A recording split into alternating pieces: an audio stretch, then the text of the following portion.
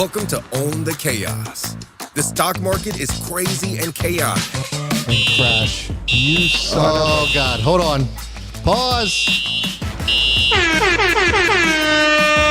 Brad and Fat Man Zoom are here to help you own it. They were targeting Wall Street when they should have been targeting Capitol Hill.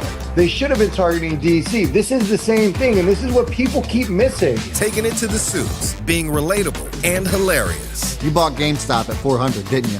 To the moon, baby. To the moon. Get ready to own the chaos in 3, 2, 1. What's up, everybody? Welcome to Own the Chaos. My name is Brad. The stock market is crazy and chaotic, and I made it my mission to help you guys own it. What's up, everybody? I got a special episode for you all today, a great live stream. There isn't a whole lot going on in the form of earnings today. As you know, earnings season is pretty much over and done with. But for those of you in the Chaos crew who were watching the watch list this morning, cybersecurity is still going ham right now. My CrowdStrike trade is doing wonderfully well as the rest of the market is in the shitter today. A little bit of a pullback. WTI crude is at $114.81. Still wild, but guess what? Maryland still has the cheapest oil, baby. Go Governor Hogan. Thanks for that. But as I had mentioned, guys, we have a great episode today. It's not too often that we talk about crypto on this channel, but I have a special guest that I'm going to bring on in just a second. He's a 3-time startup founder, and oddly enough, huge F1 fan. His son is an amazing go-kart driver. I've seen his work. It's incredible. But he's also one of the first person to buy a Lamborghini with Bitcoin. One of the early pioneers of cryptocurrency.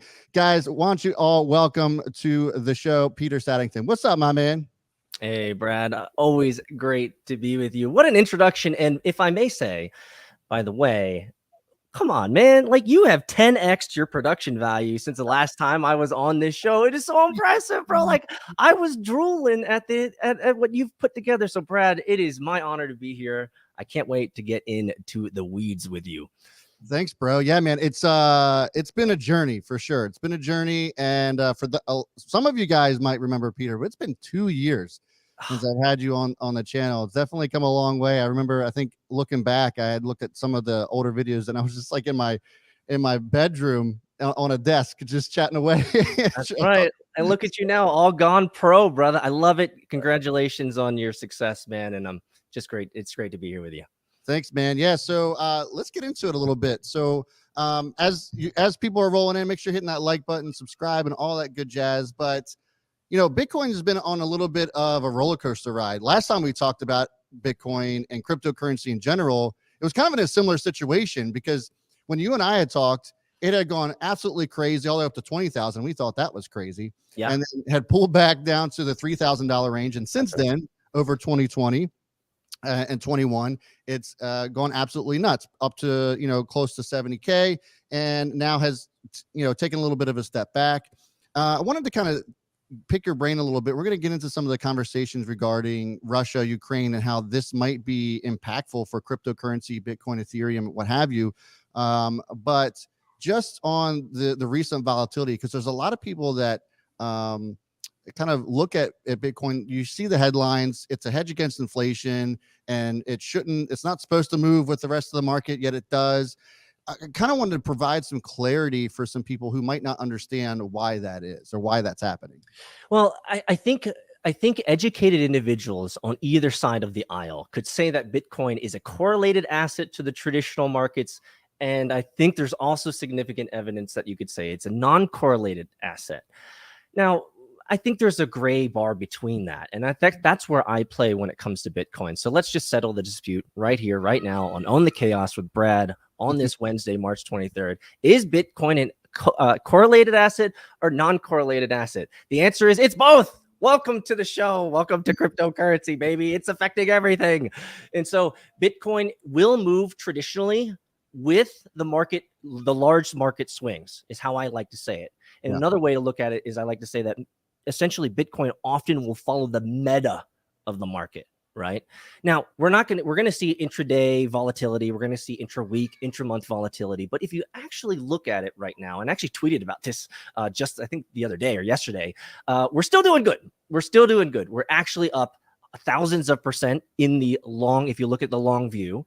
And not only that, is that if you look at the shorter view, we're still on kind of this volatile bull run. And so people have asked me this all the time, like, are we in a bull run? Are we in a bear run? I always like to say that we are in a volatile bull run.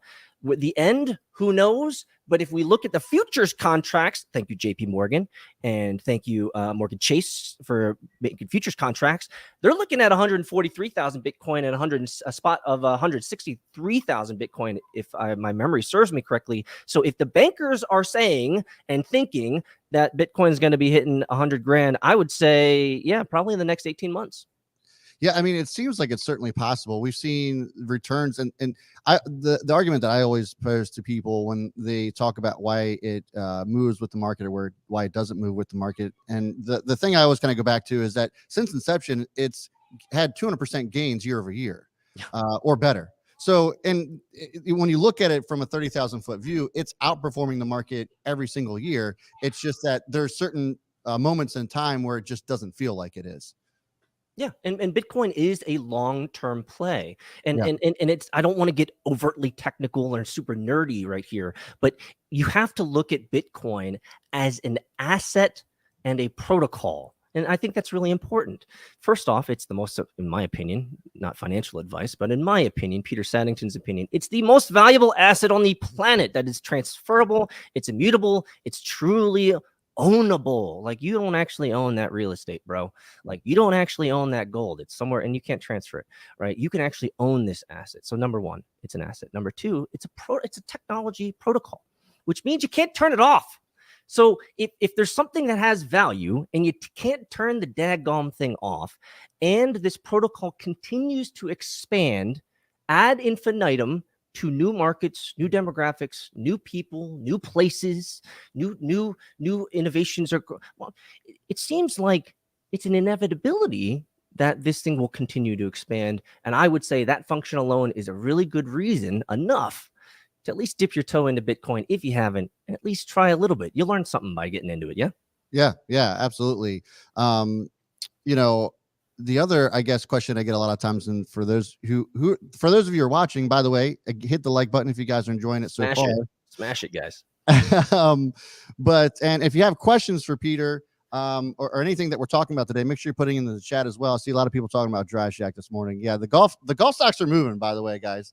I saw Callaway actually getting a move on too. So I know a guy who likes Callaway out in the audience. Yeah, he actually named his kids after the golf clubs. Maybe I'll have him on. Maybe we can talk to him sometime. No way. That is hilarious. True story. True story. Taylor and Callaway. Oh my God, that is hilarious. Yeah, so the community is really big on Dry. Do you have Dry Shacks down there where you're at in Atlanta area? No, we have the Top Golf. Yeah. So there's Dry Shacks in the Carolinas too, which we just talked about.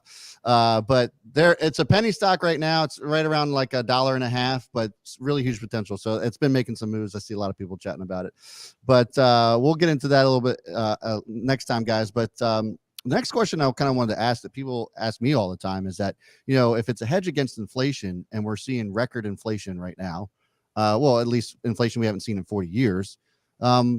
Why isn't Bitcoin making the types of moves that people would expect it to, right? Like, if you're expecting inflation to go as high as it is right now, and why aren't we seeing the types of movements that maybe people you would think would make those kind of moves? My answer could probably be that Bitcoin is a non-correlated asset to that particular notion in the market. But I could also say to the expectation. You gave away the expectation in the very beginning of your sentence, is that it's a hedge. The assertion is it's a hedge against inflation. Well, right. I read the white paper, and Satoshi Nakamoto never said that it's a hedge against inflation. He said Bitcoin is a digital cash system that is peer-to-peer and decentralized. And so I think when people start reading into Bitcoin things that are probably not part of the, let's just say, the undertones of the foundational philosophical tenets of Bitcoin and what Satoshi had written, then you're going to probably be disappointed, because when you have an expectation that it's non-correlated to an asset class that you might invest in or own, for example, then you're probably going to set yourself up for disaster or a little bit of disappointment. And so I would say Bitcoin shouldn't be looked at as a hedge against inflation. Bitcoin should be part of a diverse portfolio of investments and should be used and considered a very powerful yet variable asset class that has so far proven to have exponential returns over the long period. And so if I were to tell anyone, no, I'm not a financial advisor, but if you put, let's just say 2, 3, 5% of your portfolio to be Bitcoin, bro, that's a safe amount to have. And I'll take that any day.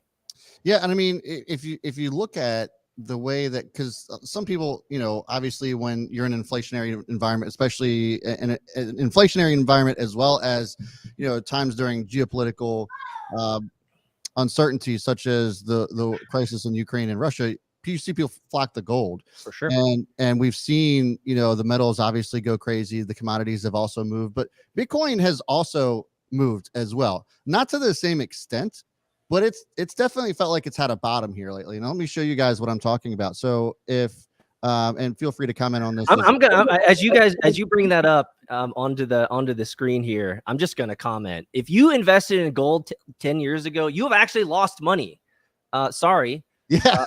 You have if you add in all the cost of living and the inflation, if you invested in gold in 2012, let's say you bought $1,000 of it, you actually have lost money. Whereas if you bought $1,000 worth of Bitcoin in 2012, that Bitcoin in 2012 would have been about $3.75, and now we're sitting at 42,000, I believe.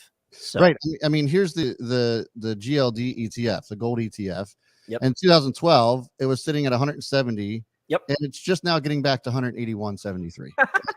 So if you adjust for inflation, you've actually lost money on your investment. Right. Right. And I mean, and we can just look at Bitcoin for context. Obviously a much stronger move. We go to the monthly chart on this, and I mean, we kind of know the story, right? Just the unbelievable. Yeah, but I love how you're making this real. This is really cool. I love this. Yeah. So I mean, the argument against just buying up gold because inflation's going up, or where there's a war going on, that's kind of how you refute the argument there, right?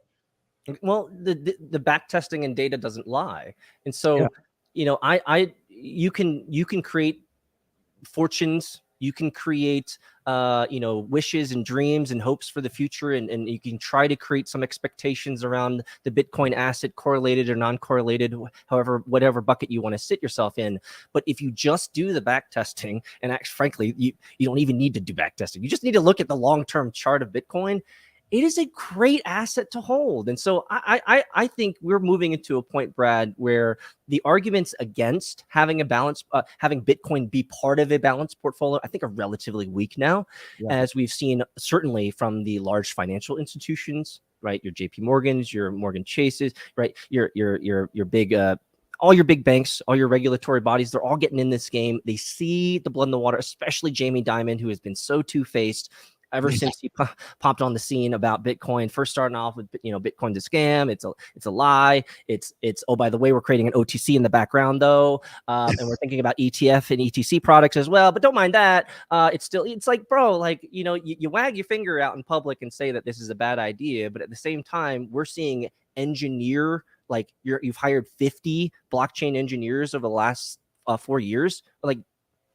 That's telling me something, brother. You don't spend millions of dollars on resources and developers and engineers just to do R&D, right? Right. Yeah. I mean, and what's up with Charlie Munger, man? Why is he such a hater?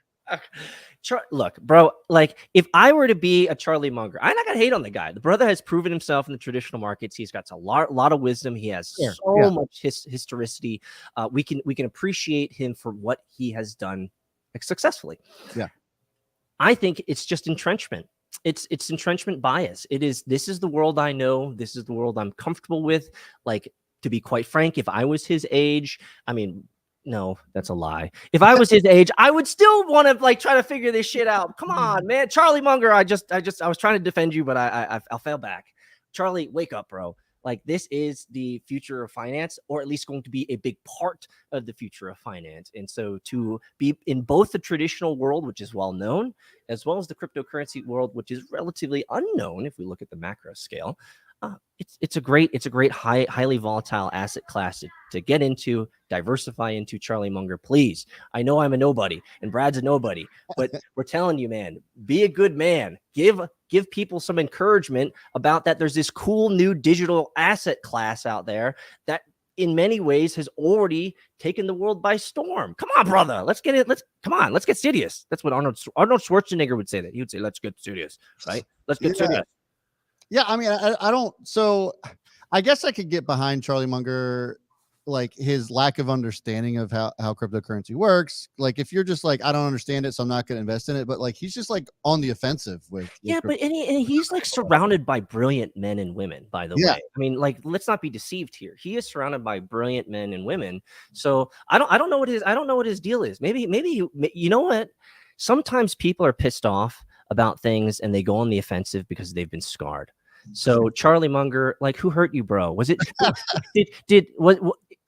it's because you were following Elon's tweets, you bought Doge, you got your ass handed to you. Charlie, come on, man. You can't let Elon do this to you, bro. I know, man. It's just funny, like, just the way that he has been so like adamant on like how it should be banned, or it's like what did he call it? He called it a STD or something. It was like a venereal disease. All kinds of crazy shit. It's well, if he's not wrong. I mean, crypto is a venereal disease and it spreads tremendously and quickly, probably much to the chagrin of the actual owners, but especially if you work in the shitcoin world, they spread really quickly. Yes. So he's not wrong there, but it is there's positivity, there's great communities. I mean, you know this. There's just great communities of practice. There's great people building in the cryptocurrency space. So Charlie Munger, to finish us off here, Charlie, you gotta open your eyes a little bit, spend a little bit of time in it, and trust me. Like, actually talk to Jamie Dimon, the duplicitous Jamie. Talk to him. He'll tell you that, like, yeah, we say one thing, but bro, like, we're stocking up. We're stocking up. They got so much cash. They might as well put something in it. Absolutely. But guys, just to update you on the markets overall, the market's officially closed. SP closed down 1 1/4. Dow's down 1 1/3. The Nasdaq took the biggest hits, down over 1 1/3 as oil's gone up. It seems to be the theme lately is that oil goes up, markets come down. We've only seen about 1 or 2 days since the first of the year where they've all gone up together. So it'll be interesting to see how this goes. I mean, we've seen a huge bounce in the market since really in tech specifically since March 14th. And then obviously the S&P bottomed down February 24th. But so things still look pretty good. I wouldn't let this discourage anybody if people were worried about a down day today. It's just one day, people. I think that we could use some consolidation, especially considering the huge bounce that we've had over the last week and a half. So nothing to worry about there, but those are your numbers. And Peter, I just kind of wanted to get into the next topic, which is what is in the title here, and kind of talking about a potential watershed moment for cryptocurrencies and Bitcoin and Ethereum and some of the other stable coins as well. So because, you know, you look at the Russia-Ukraine situation and the massive amount of sanctions that we put on Russia, rightly so, but it seems as if the U.S., along with many other nations, have kind of weaponized the dollar. You know, the dollar has been a global currency for a while, and now it's like, okay, now we get to use it against you because we have that leverage. Yeah. And I wonder if this is a potential watershed moment for something like cryptocurrency, whether it's good or bad, that they can, where there's countries like Russia or China or whomever that can try to buy up as much Bitcoin as they can to have that leverage so they don't have to rely on the US dollar. And is there a way, is that a sound theory or a sound thought to have, or am I totally nuts? I think in any time, well, let's just address the 800-pound gorilla that I think a lot of people care about. The answer is, in times of turmoil and strife and variability from a geopolitical arena perspective, it is almost always good for Bitcoin. Frankly, if we look back, it's always good for Bitcoin. In times of economic uncertainty, people always move to your hard investments, right? Your precious metals, your gold, your silver, etc. Rarely do they go into vanity investments like cars and those types of things, but they'll also fall into Bitcoin and crypto assets and cryptocurrencies. And so this Russia-Ukraine, what has been really intriguing to me, Brad, about this Russia-Ukraine is that I actually expected a larger pump of Bitcoin based on the other experiences that we've had with Greece in the past, if you remember, with Venezuela in the past, if you remember, we had significantly bigger pumps up to like 17 to like, if I remember correctly, like 22 or 23%. We're not seeing that this time. And I think a lot of that is due to the geopolitical sanctions that are happening, which is really intriguing. We could probably dig into this. At the end of the day, I think you and I both don't really know what's going on. But what I find fascinating is that we have seen some real true colors being revealed. Let's just talk about a couple things first. We have the number one, we have the country of Switzerland in the news. They're saying, hey, look, we need to just cut off all cryptocurrency transactions in and out of this country. We're seeing Japan add pressure to exchanges. We've seen US put pressure to Binance US and obviously Coinbase. We're seeing Canada get in the game now. And so people are using the term weaponizing the dollar. They're weaponizing crypto. And this is problematic, especially for someone like me who cares so much about this world, this ecosystem, this technology stack. Is that this, if you were to put words into Satoshi Nakamoto's mouth here, I think it would be fair and right for you to say that Satoshi Nakamoto originally intended Bitcoin to be a freedom tool. Right? I mean, just think about the auspices in which the white paper was written. It was written after 2008 financial crisis. It was launched in 2009. In the code itself, the code comments, it had a kind of hat tip to the financial crisis showing that, like, this is the reason why we're doing this. We need safe money. We need safe assets. We need decentralization. We need immutability, right? We need the ability for censorship resistance, right? These are things that are problematic in our society now, and that we're seeing them certainly very much so in the privately owned centralized companies like your Facebooks, your Twitters, your technocracies, these types of things as well. And so what really is scary, I think, to me at least, being kind of trying to be the tip of the spear in the crypto world and building in this space, is what's scary to me is now we have countries using pressures and sanctions and politics on what should have been gateways to accessibility, exchanges. Now they're saying you can't do business. And so they're showing their true colors, these countries. And I think people in those countries should kind of perk their eyes up and their ears up and listen in and say, hey, look, maybe my crypto that I give to Coinbase or these other centralized exchanges might not be as safe as I thought it was. And, I heard Andreas Antonopoulos say, not your keys, not your Bitcoin. I get it. But it's coming a little bit closer to home now. And I think a lot of people are having that realization. What do you think?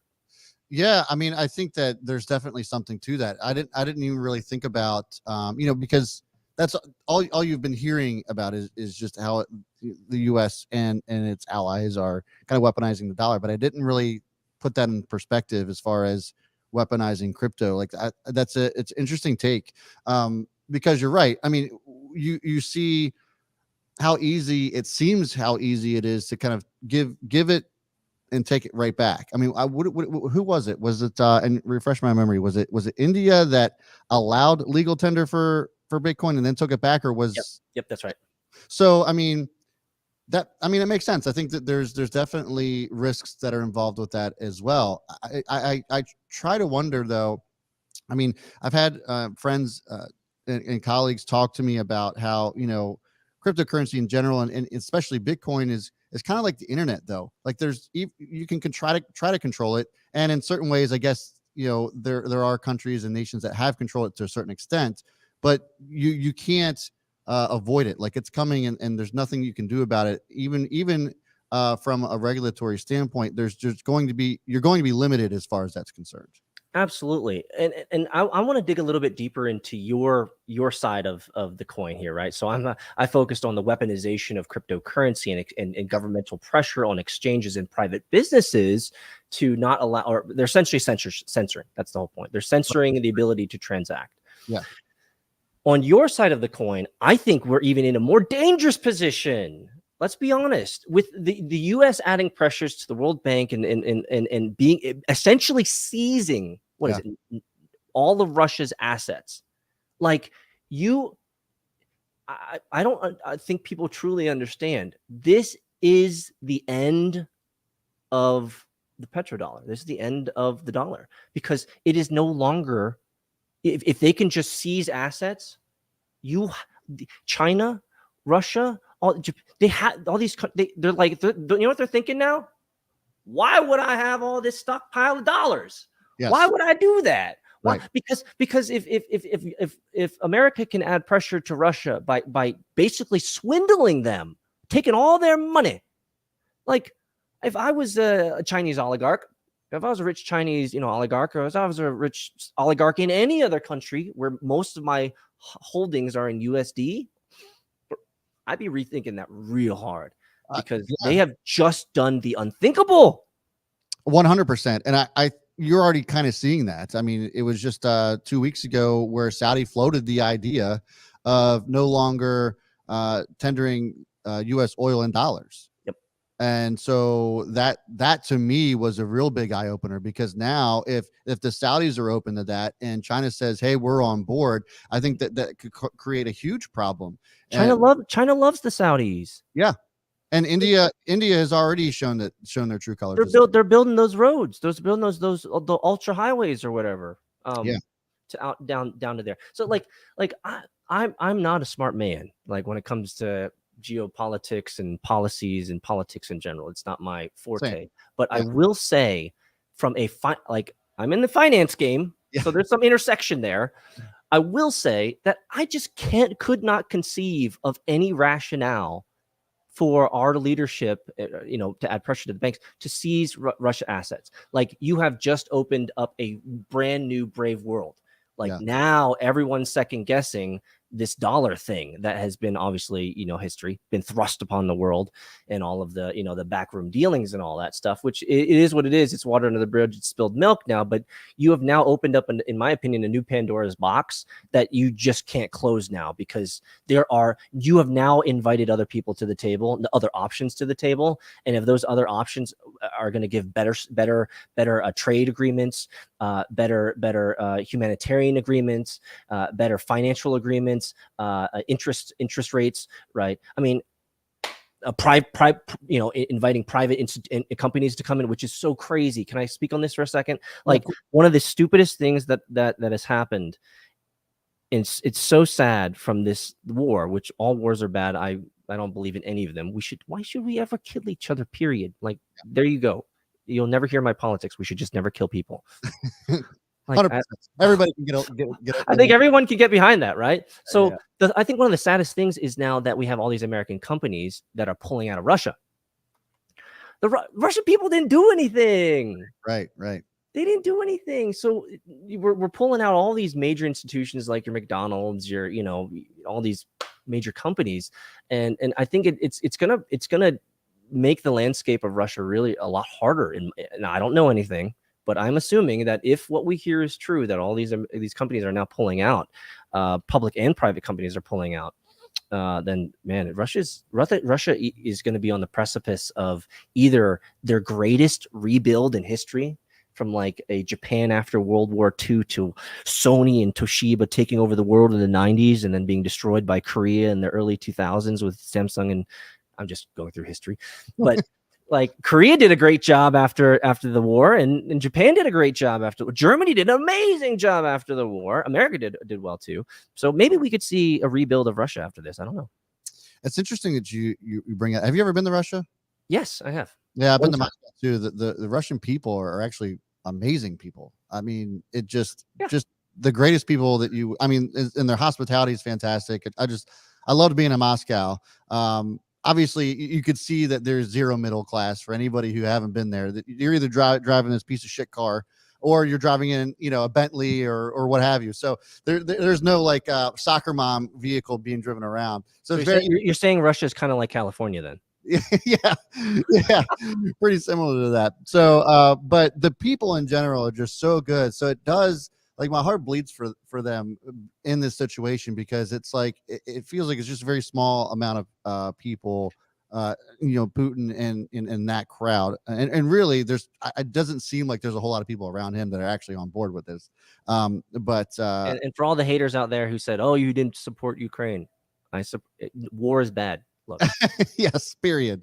So yes, obviously the people of Ukraine as well, but you just have to feel for them, for those in Russia too, just because they've just kind of been thrown into this, and most of them don't support it. So they don't. But what is great about technology, and what I have looked and at what I have seen, Brad, and I think this is a positive spin on the whole situation, is that these types of economic uncertainty in these countries really is a boon for the cryptocurrency ecosystem, because people are beginning to look again, or, you know, for the first time, because it's their first experience, looking into alternative ways to store their value.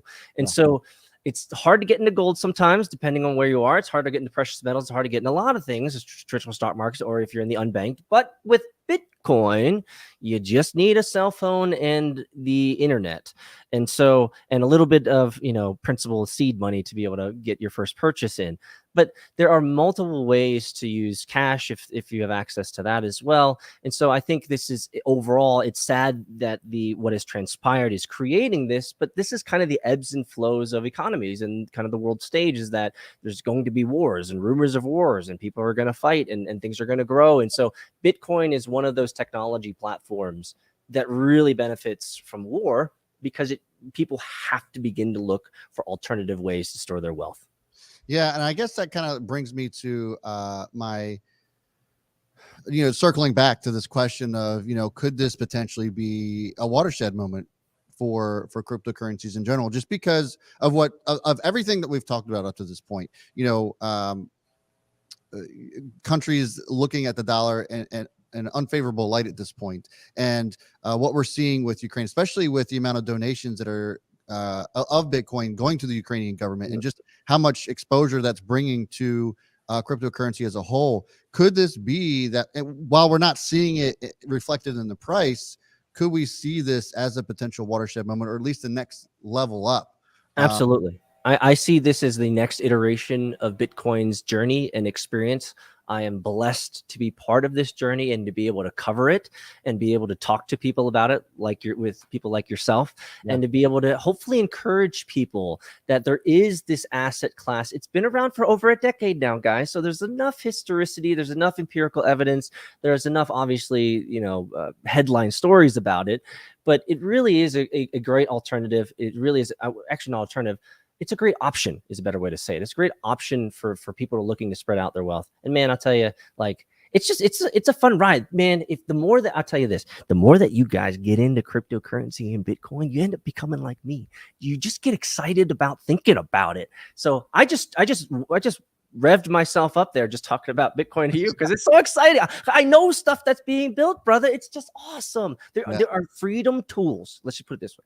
There are freedom tools that are being built with this technology today, and it's going to be amazing when these things are launched, and the world is going to have even more options for freedom, autonomy, digital sovereignty, digital identity sovereignty, digital ownership. I think finally, for example, the NFT world is finally beginning to mature around using NFTs not for bullshit JPEGs, but actual security, which is where NFT non-fungibleness, it actually has value, is in security. And so we're gonna start seeing these freedom tools be built by Bitcoin more and more as we get into the 2025 to 2030s. And I'm really excited. I will say we're definitely going to be hitting 100 grand. So guys, get on for the ride. Not financial advice. I thought for sure we were going to hit 100 grand before the end of last year. Obviously that hasn't panned out, but I think it's definitely around the corner regardless. But you touched on a couple of things, and you know, cryptocurrencies in general, I kind of view some of the other altcoins as kind of like their own startups, right? I view them all like their own little businesses, and I think that's probably the appropriate way to view them. But also, NFTs in general, like when NFTs started to really blow up, the JPEG era, and it's so interesting. When we talked about cryptocurrency before, like 2 years ago, there's so much has changed since then. I It's just know. mind blowing. It's been 2 years. So, but anyhow, so the NFT conversation, when we first started to see NFTs blow up, and we saw pieces of digital art going for 60-70 million dollars a clip, that seemed bubblish to me, which I think that side of it, the art side of it, is probably in a bubble, but the concept of the NFT is so fascinating to me because I see it, and me and Fat Man Zoom have talked about this a lot, about just the application of the NFT, that it can be used as a deed to someone's house. I mean, not just in the digital meta space, right? Physical homes. And you don't have to worry about, oh my God, where did the deed go, or rely on paper records. Like, this could be a non-fungible token that goes nowhere. And I think that those applications, the real world, seem to be where the most value could be had for NFTs. Absolutely. For digital ownership, or let's just say traditional paperwork to digital ownership, is going to be a huge market in this next decade as we start moving away from the lower level service arena. So let me give you an example. A low level service arena are the low level lawyers, right? Those low level lawyers, unfortunately, are going to go away because of blockchain. We're going to have great smart contracts. We're going to be able to, like, you don't need a highfalutin lawyer for your DUI, right? You just don't need it anymore. Yeah. Public Don't get a DUI first. A public, let's do it lesser. You don't need a good lawyer for a speeding ticket. There's going to be mechanisms for this in the future. And so the lower tier level of service in a lot of these markets is going to disappear from Bitcoin and blockchain. But what's going to be really profound is going to be the opportunities that arise from Bitcoin and blockchain as tooling becomes more accessible, as toolkits become easier to use, as we've seen with gaming picking up with NFTs, and gaming using these ideas from blockchain. The digital natives, right, the ones that are much younger than us, are going to certainly be leveraging this NFT technology for the future. So I'm going to tell you 3 places that I know NFTs are going to go big time. Number 1, security. I discussed a little bit about. I mean, if I have this one of one password and it's just mine and I own it and I got it, like, there's just no way that anyone could ever hack it. You got it, right? And so NFTs, non-fungible tokens, are going to be great for security. We have to probably figure out kind of the apparatus around how do we deliver that safely, and making sure that there's some mechanisms for, let's just say, the forgetful few of sorts. So that's going to be a huge one. Number 2, access. NFTs, security, number 1. Number 2, access. One of the best things that you could do, Brad, and I'm going to tell you, and I hope that your community here that's listening, it starts pumping you and DMing you and being like, bro, you should totally do this. And you should create an NFT for access to you, Brad. It's a digital concert ticket. It's a digital behind the scenes ticket. And you might say, well, Peter, that seems so selfish, so self-interested for me to make, the Brad NFT series. No, it isn't. I bet you have an artist in your community that would love to make a limited run of 100 variations of Brad's face. There's somebody out there, right? Yeah. Who would digitally sign those to you and say, hey man, like, I just love your show. Here's 100 permutations of your ugly mug, and let's put them on OpenSea. And for those that own them, you could do a small event and just say, hey, let's do a behind the scenes stream, or let's just do and it's so easy to do. And so NFTs are going to be really powerful for unique access to, like, concerts, people behind the scenes, celebrities. So this is going to be a big arena. So it gets even bigger than just that for access. And the third is going to be for digital identity. Oof. That's going to be huge. You want to make sure that you're the one that owns that digital, your digital identity online. Obviously, there's a lot of infrastructure that has to happen to support these types of mechanisms, a lot of interoperability that needs to happen to support these mechanisms. But it's going to happen because we're already seeing trials run, for example, in South Korea with a crypto token that's working with the Korean government in digital identities. And so we're already seeing countries that are really digging into NFTs as a service, rather than NFTs as a scam, JPEG, shitcoin, whatever. Yeah, so. yeah. That's interesting. And just to kind of backtrack a little bit as far as like making NFTs for me. So just so I kind of wrap my brain around that. So it's kind of like a digital merchandise. Is that what kind of you're Yeah, doing? and so you look at these Bored Ape Yacht Club, right? These apes Yeah. that you buy for $1 million. Well, why not someone make snap a picture of Brad right here, colorize him to be like a JPEG or animated GIF, and then suddenly that we can put that on OpenSea as a unique ticket to have access to you. I've thought about this. I want to do this. I think it's a great idea. I think it's a great idea to and you might say, well, what's the point? The point is experimenting, Brad. The point is trying shit, Brad. The point is engaging your community and seeing whether it's just cool. You don't have to sell them for much. You just got to sell them for at least $55 because that's a fucking transaction fee for Ethereum. That's so great. like, do it on Polkadot or something else, please. But do it on some other chain that's not so expensive. Do it on Binance chain. That's probably a smarter one to do. Yeah, actually, and that kind of brings me to some of the people who are chatting here. Housekeeping says, what platforms are good to be buying crypto on? Obviously, we've talked about a couple of them. And Binance is obviously come under a lot of scrutiny, but Binance also provides like the most amount of access to some of the other altcoins. Is that correct to say? Or That's correct. I would highly recommend, if you're stateside, that you would look up Coinbase.com or Binance.us.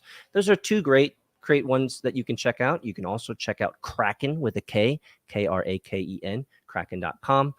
You can check that one out as well. These are really simple sites that have been around. Or you can also look up Gemini.com. There's a lot. I could keep going on and on. But Coinbase, Binance, Kraken, check out those. Those are really great systems that'll get you in. They have really low buy options, as well as I think you can even buy cryptocurrency with this credit card, I believe. I'm not sure in some of those. And so it's a real easy way to get in and try it out. some of the more known ones, I guess. You probably heard of them, guys. Yeah, you've probably heard of them. So some other comments just on some past conversations we've had so far. Jeff Ponica says we funded German and Japan steel market post World War II, and they ended up competing and beating the U.S. steel manufacturers. So yeah, just talking about the Russian situation, I mean, it could happen.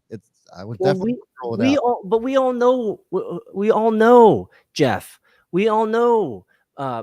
We all know that the only entities that benefit from war are the bankers. And so yes, of course, and the big industry, right? The big war machine industry. So of course we sold guns and bullets and steel to both sides. It's the part of the game, brother. It's an unfortunate thing.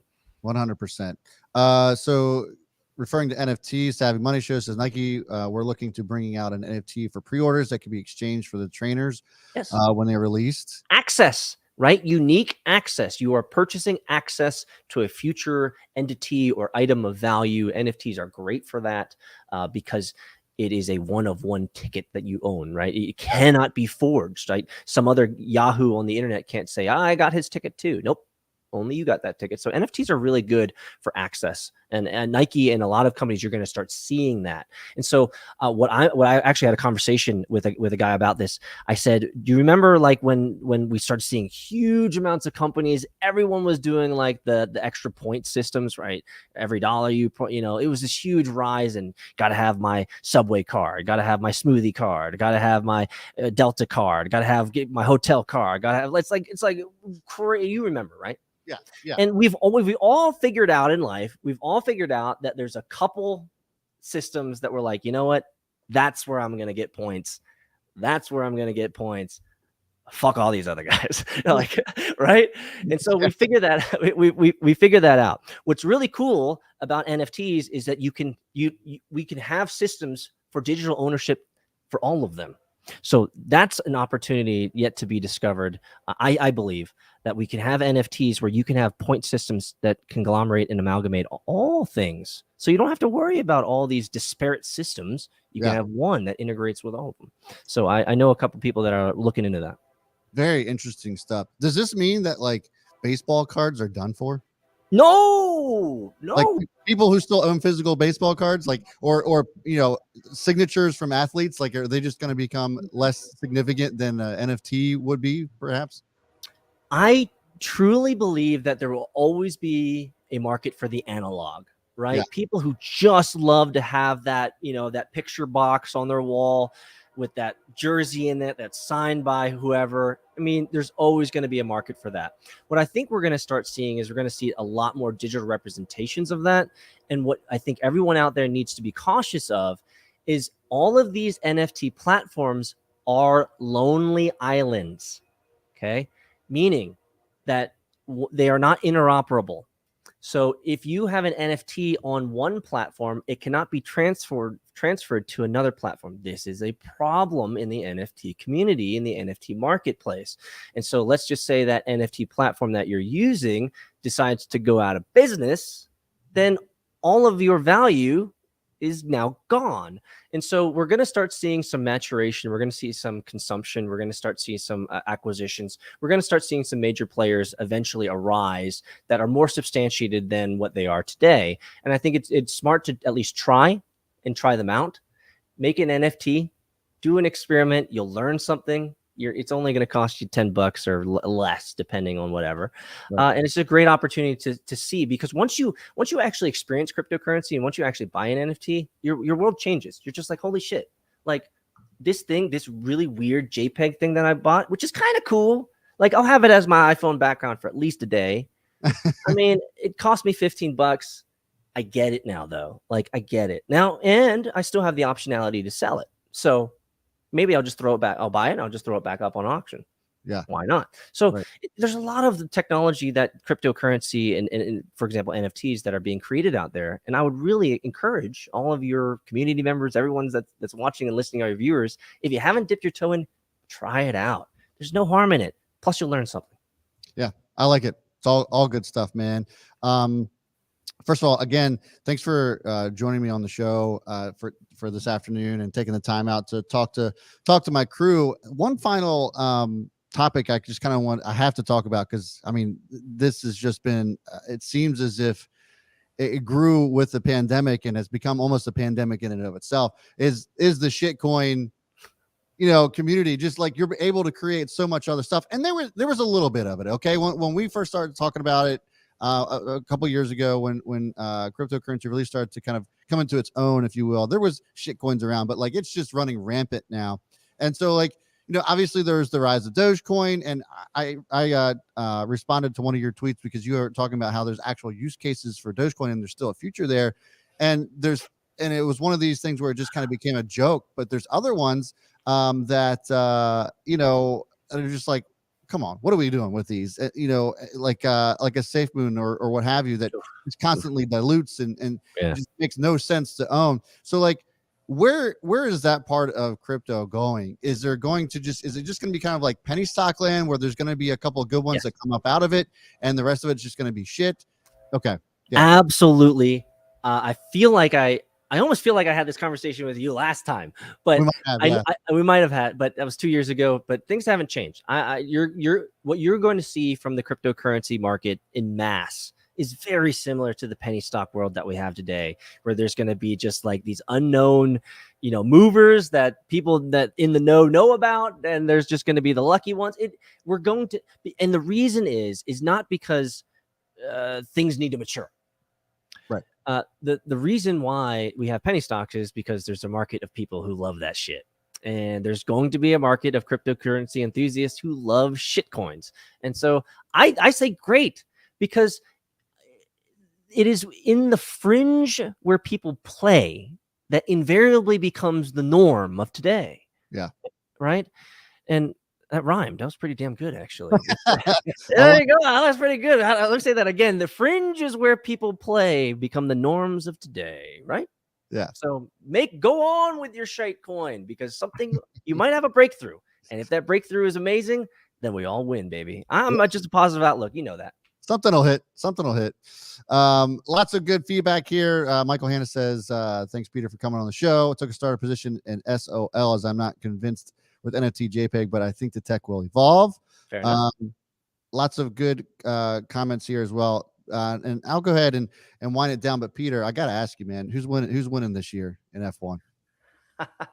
Listen, Charles Leclerc looked good this past week. Ferrari they're here to race. I mean, if you saw my tweets, you saw me watching it on the iPad, driver view, that was awesome. listening on the Yeah, screen. Yeah, it's like for us F1 days, if we're not traveling to it, which we're going to be going to Miami and Coda this year. We were for the race is really exciting. But man, I think the extra amount of time that Ferrari had in the wind tunnel, they took advantage of it. They came out with a exquisitely ugly side pod car that just works amazingly well. Yeah. And I'm so happy for Charles Leclerc because he's a great driver. I mean, like if you watch the race, he did an exceptional, clean racing, bro. Hard but clean racing, well deserved. And I think Mercedes is just way too off pace. I think you'll see a Red Bull contention if they can get their shit together. But I would really love to see, if I had it my way, I would really love to see an Alonso podium, more Checo podiums, more Gasly podiums, and certainly a couple Norris podiums. But dude, McLaren just tanked. What happened? They were like 14 and 17th or something like that. Yeah, I mean, bro, I don't understand. I mean, I'm a big fan of Ferrari. It's good to kind of see them back in the limelight after, obviously it's been pretty grim for them over the last. Dude, I'm a lifetime Vettel fan, so I grew up on Vettel. Like for me, Sebastian Vettel is the purest example of a gentleman driver who has such high class. And so that solidified Ferrari for me. I mean, if you look, you've seen some of my Twitter pictures. We got Ferrari posters, really nice ones, in our house. So I can't wait for Ferrari and Maranello to win this year. Yeah, it's gonna be good. It's gonna be good. I'm looking forward to the whole season. I'm gonna try to make to Austin, and we'll see. Hopefully that happens. I think I might have some extra tickets for Miami, brother. So yeah, all right, yeah, hit me up. Let me know. It's gonna be awesome. Guys, that's gonna do it for us. Leave a like for Peter. Again, bro, thanks so much for coming on. It's been a treat as well. We got to make this happen a little bit more often than every 2 years, and certainly, I'm sure that we'll make that happen. But for everybody who's watching, let them know what you're up to. What are you doing? You guys can check me out on Twitter. I tweet multiple times throughout the day, so you can find me at AgilePeter on Twitter. Or you can go to my homepage where all my content is at peter.show. Really simple, peter.show. That's a place to find where pretty much all my content is. Perfect. Thanks so much for coming on the show, man, once again. And guys, thanks for tuning in. As always, I'll be back here tomorrow at 3:45 p.m. Eastern time. We do have some earnings coming up as well. Let me just double check those real quick to let you know. There's one notable one, I believe. As you guys know, we've been covering earnings as things have been winding down. But tomorrow we have Darden Restaurants, which will be very interesting as more and more people are going out for hospitality. I think that Darden's going to be a good one. We've talked about Wingstop a lot, especially as it's come down and bottomed out a little bit. That I think hospitality in general is going to start to really ramp up. Neo's tomorrow afternoon. We got the Honest Company as well. So nothing too crazy, but at least some interesting ones to chat about tomorrow. So I hope you'll tune in tomorrow again with me at 3:45 p.m. Eastern time. Thanks so much for tuning in. I'll see you tomorrow.